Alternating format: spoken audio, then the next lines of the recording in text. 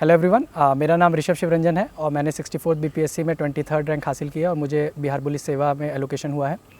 सो आज हम लोग डिस्कस करेंगे यहाँ पे ऑप्शनल स्ट्रैटेजी के बारे में कि ऑप्शनल कैसे सेलेक्ट करना चाहिए, और मैं अपने स्पेसिफिक मैथ्स ऑप्शनल के बारे में यहाँ पे डिस्कस करूँगा जो कि मेरा ऑप्शनल था। सो यहाँ पे जनरली जब आप ऑप्शनल लें बिहार बीपीएससी के एग्ज़ाम के लिए तो ये एक बहुत क्रूशल स्टेप हो जाता है, क्योंकि ऑप्शनल इज़ अ मेक और ब्रेक थिंग हो जाता है यहाँ पे। क्योंकि ऑप्शनल में इजीली लोग 230, 240 तक भी स्कोर कर लेते हैं, 250 तक भी आ जाता है।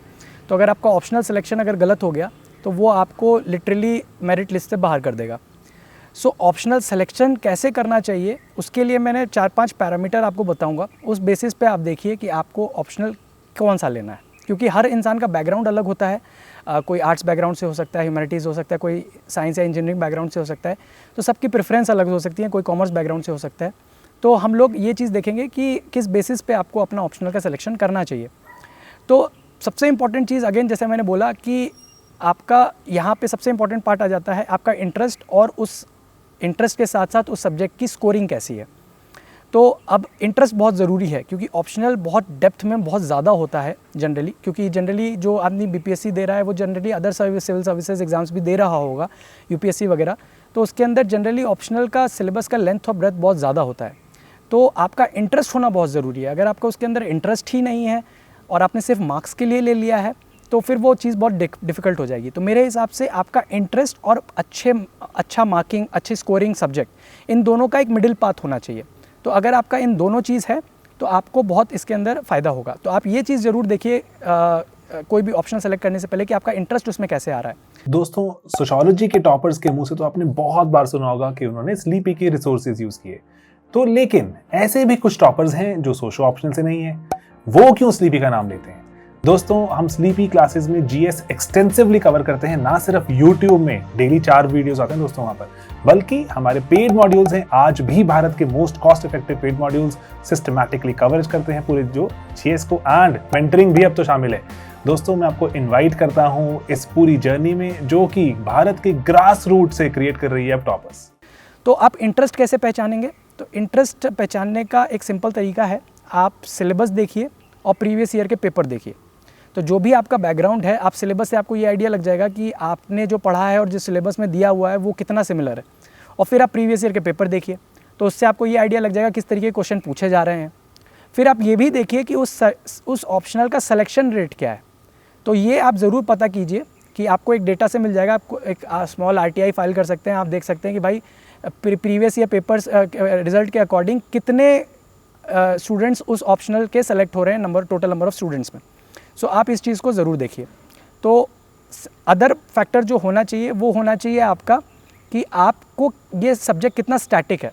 तो अगर मैं अपने सब्जेक्ट की बात करते हुए चलूँ तो मैथ्स एक स्टैटिक सब्जेक्ट है। इसके अंदर करंट का कोई जनरली एस्पेक्ट होता नहीं है, लेकिन इसमें नेगेटिव पार्ट क्या आ जाता है कि ये सब्जेक्ट बहुत लेंदी है। इसके अंदर बहुत ज़्यादा एफर्ट जाता है, क्योंकि बहुत सारे टॉपिक है, बहुत तरह के क्वेश्चंस होते हैं, तो आपको बहुत ज़्यादा इनपुट डालना पड़ता है। लेकिन इसमें अच्छी बात क्या है कि ऑब्जेक्टिव है। अगर आपका एक बार तैयारी हो गई, आपकी एक बार पकड़ आ गई इस चीज़ में, तो आपके मार्क्स लाने से फिर कोई रोक नहीं सकता है। जबकि ह्यूमैनिटीज़ में क्या होता है, उसका अच्छा पार्ट ये होता है कि सिलेबस थोड़ा छोटा होता है, रिलेटिवली जल्दी ख़त्म हो जाता है, लेकिन उसके अंदर फिर क्या होता है कि स्कोरिंग थोड़ी कम हो जाती है, रिलेटिवली एवरेज हो जाती है। तो ये एक थोड़े दोनों के प्रोज एंड कॉन्स हैं। तो ये आपको डिसाइड करना है कि आपको क्या चाहिए। इसमें एक फैक्टर और होता है कि आप ये देखिए कि गाइडेंस अवेलेबिलिटी और अवेलेबिलिटी ऑफ बुक्स कितनी आसानी से है। तो आपको अच्छी गाइडेंस भी बहुत बार ज़रूरत पड़ती है ऑप्शनल के अंदर।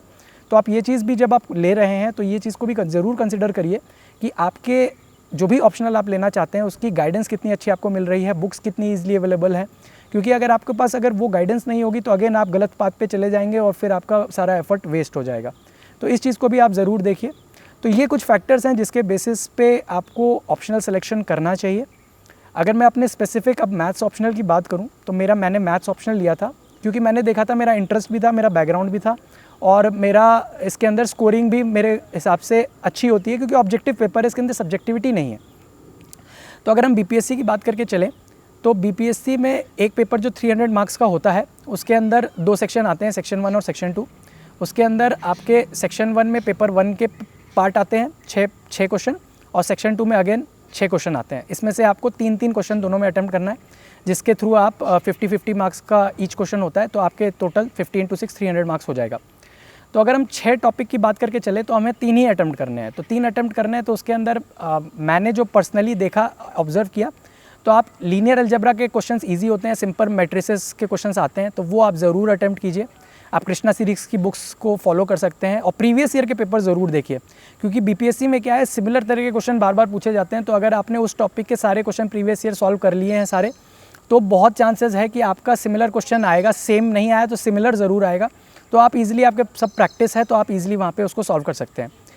सिमिलरली अगर सेकंड टॉपिक की बात करके चलें सेक्शन 1 में, तो आप रियल कैलकुलस को प्रिपेयर कर सकते हैं। कैलकुलस इजी टॉपिक है, अगेन डायरेक्ट क्वेश्चन आता है, तो इसके अंदर आप कोई सी भी बुक उठा लीजिए। एस चांद की बुक आती है, रियल एनालिसिस की भी आती है और कैलकुलस की भी आती है, तो आप उस बुक को यूज़ कर लीजिए। थर्ड टॉपिक जो मेरे हिसाब से प्रिपेयर करना चाहिए वो है ऑर्डिनरी डिफरेंशियल इक्वेशंस, क्योंकि ऑर्डिनरी डिफरेंशियल इक्वेशन एक इजी टॉपिक है। अगेन ये एस चांद की बुक आती है, आप उससे प्रिपेयर कर लीजिए और प्रीवियस ईयर के पेपर को ज़रूर सॉल्व कीजिए।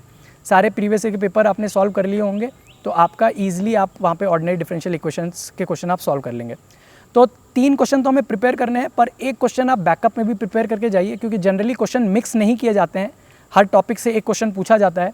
तो अगर आप उस टॉपिक का क्वेश्चन अगर आप प्रिपेयर कर ले रहे हैं तो जनरली वो नहीं मिक्स होगा। लेकिन कभी कभी क्या होता है कि कोई टॉपिक हम प्रिपेयर करके गए और एक आधा क्वेश्चन हमसे नहीं बना, तो फिर हम छोड़ तो नहीं सकते, तो हमें बैकअप में भी एक टॉपिक ज़रूर प्रिपेयर करना चाहिए। तो वो आप 3D ज्योमेट्री प्रिपेयर कर सकते हैं, ईजी टॉपिक है। अगेन कृष्णा सीरीज़ की बुक आती है, आप उसको फॉलो कर सकते हैं। तो इससे हमारे सेक्शन ए के जो है सेक्शन 1 के 3 क्वेश्चन ईजिली प्रिपेयर हो जाएंगे, जिसके अंदर हमने 4 टॉपिक प्रिपेयर कर लेंगे। DKT state PCS. अगर आप केवल स्टेट पीसीएस के वीडियो देखना चाहते हैं तो सब्सक्राइब करिए DKT स्टेट पीसीएस। यहाँ आपको राज्यों की लोक सेवा आयोग से जुड़ी परीक्षाओं के टॉपर्स के वीडियो अरेंज फॉर्मेट में मिल जाएंगे और लिंक डिस्क्रिप्शन बॉक्स में भी मिल जाएगा। अगेन यहाँ पे अगर हम सेक्शन 2 में आए तो अगेन ये पेपर 2 के सारे सिलेबस आता है। इसके अंदर अगेन हमें 3 क्वेश्चन अटेम्प्ट करने हैं। तो मेरे हिसाब से यहाँ पे आप रियल एनालिसिस ले सकते हैं, लीनियर प्रोग्रामिंग ले सकते हैं जो LPP बोलते हैं, तो और आप इसके अंदर न्यूमेरिकल एनालिसिस भी कर सकते हैं। तो ये 3 टॉपिक हो गए। बैकअप के अंदर आप कॉम्प्लेक्स एनालिसिस और प्रोबेबिलिटी एंड स्टैटिस्टिक्स कर सकते हैं। तो इसके अंदर अगर आप ये 5 टॉपिक अगर प्रिपेयर कर लेंगे तो आपके लिए चीज़ बहुत आसान हो जाएगी। तो अगर हम सोर्सेज पे आएँ तो प्रोबेबिलिटी एंड स्टैटिस्टिक्स के लिए अगेन कृष्णा सीरीज़ की बहुत अच्छी बुक आती है, आप उसको ले लीजिए। उसके अंदर मोस्टली सारे सॉल्व क्वेश्चंस हैं और प्रीवियस ईयर तो आपको करना ही है, ये मतलब आपको हर टॉपिक के लिए करना है। दोस्तों, सोशियोलॉजी के टॉपर्स के मुंह से तो आपने बहुत बार सुना होगा कि उन्होंने स्लीपी के रिसोर्सेज यूज किए। तो लेकिन ऐसे भी कुछ टॉपर्स हैं जो सोशो ऑप्शनल से नहीं है, वो क्यों स्लीपी का नाम लेते हैं? दोस्तों, हम स्लीपी क्लासेस में जीएस एक्सटेंसिवली कवर करते हैं, ना सिर्फ यूट्यूब में डेली 4 वीडियोस आते हैं दोस्तों वहां पर, बल्कि हमारे पेड मॉड्यूल्स हैं। आज भी भारत के most cost effective paid modules systematically coverage करते हैं पूरे जो जीएस को, एंड मेंटरिंग भी अब तो शामिल है। दोस्तों, मैं आपको इनवाइट करता हूं इस पूरी जर्नी में जो कि भारत के ग्रास रूट से क्रिएट कर रही है अब टॉपर्स। अगर LPP पे आए तो आप department of management studies IIT Chennai के प्रोफेसर हैं, जिनके NPTEL पे के लेक्चर्स हैं, तो आप वो ज़रूर फॉलो कर सकते हैं कृष्णा सीरीज़ की बुक्स के साथ। तो वो टॉपिक आपका इजीली प्रिपेयर हो जाएगा। तो अगर आप ये टॉपिक 5 प्रिपेयर करके चलते हैं, क्योंकि एब्स्ट्रैक्ट अलजेब्रा जनरली लोगों को टफ लगता है तो वो लोग प्रिपेयर नहीं करते, लेकिन अगर आप वो भी कर सकते हैं तो आप R कुमार की बुक आती है उससे प्रिपेयर कर सकते हैं, या अगेन कृष्णा सीरीज़ की भी बुक आती है आप उससे भी प्रिपेयर कर सकते हैं। तो ये चीज़ें बहुत आसान हो जाती हैं। तो अगर आप इसी तरीके से एक स्ट्रैटेजाइज करके प्रीवियस ईयर क्वेश्चन को स्पेसिफिक सारे प्रिपेयर करके चलेंगे इन बुक्स के थ्रू और प्रीवियस ईयर क्वेश्चन को सॉल्व करते हुए, तो आपके लिए बहुत चीज़ें आसान हो जाएंगी और ईजिली आप 220+ मार्क्स स्कोर कर सकते हैं। तो ये थी स्ट्रैटेजी हमारी मैथ्स की। सो आई होप इससे आपको बेनिफिट मिले एंड आप 220 मार्क्स स्कोर कर पाएँ। So I wish you all the best and thank you.